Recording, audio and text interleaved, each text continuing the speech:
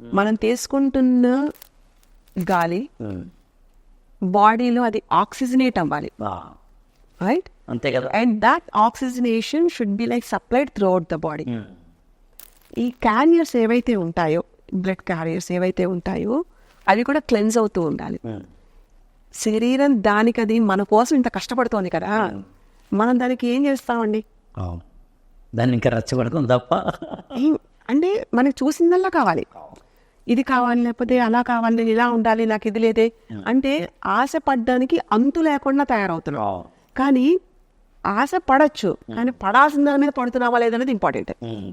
Okay, నీకు ఇది కావాలి, ఇచ్చేస్తా, నెక్స్ట్ వాట్? నువ్వు పద్ధతిగా ఉండు. ఆ ఉంటే enormous gifts will be like in your way. అలా కాదు, నేను ఇంత ఫ్రేమ్ పెట్టుకుని నేను ఇలానే కూర్చుని నాకు అంతా కావాలి అంటే నీకు అద్భుతాలు ఎలా జరుగుతాయి? అద్భుతం జరగాలి అంటే నీలో నుంచి వస్తుంది అది, అది మనకు తెలియట్లా. మనకి మన ద్వారా వస్తున్నది ఫస్ట్ ఆఫ్ ఆల్ అది రికగ్నైజ్ చేయాలి. And you have to have that. అది 10 మందికి పంచేలా ఉండాలి. ఆ పంచడం వల్ల వచ్చే ప్రేమతత్వం దానికి పటిష్టంగా ఉంటుంది. ఇంకా డబుల్ కాన్ఫిడెన్స్. మనకి మన ఇంట్లో పెద్దవాళ్ళు చెప్తారు, అరే ఇది ఇలా చేయరా అని. అది ఎందుకు చేయాలి, వేరేలా ఎందుకు చేయకూడదు, ఇదేంటో మనకి తెలిసిన వాళ్ళ రీక్వెషన్ చేస్తాం, అక్కడికి అయిపోతుంది.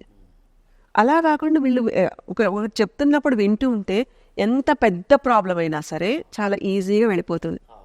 కానీ నేనే అనుకుని చిన్నది కూడా మ్యాగ్నిఫై చేయడం చూడడం మొదలుపెట్టామనుకోండి, you are ended up only with the problems. So leave about like your life solution.